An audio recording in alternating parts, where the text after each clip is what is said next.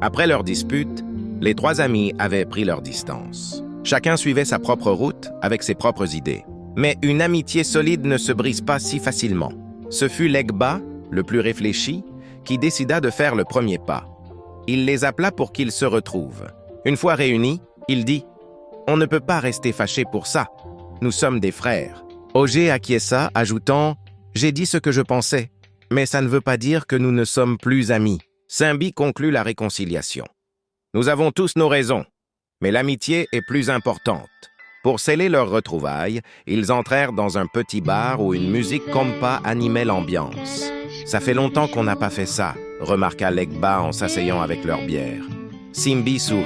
« C'est vrai, la vie est courte, on ne peut pas perdre de temps en dispute. » Et ils trinquèrent à leur amitié retrouvée.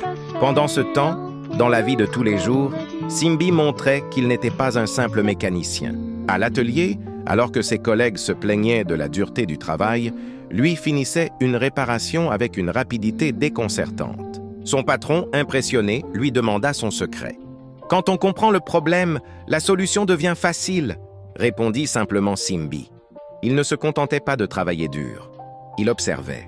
Ainsi, quand un client important entra dans le garage, il fut le premier à l'accueillir avec un respect qui fit la différence. Quelques jours plus tard, ce même client revint, demandant spécifiquement à le voir. « Vous travaillez bien », lui dit-il. « Si un jour vous cherchez une opportunité, venez me voir. » Le soir, en retrouvant Legba et Ogé, Simbi partagea sa nouvelle philosophie. « Le travail, c'est dur, mais j'apprends plus que le métier », expliqua-t-il.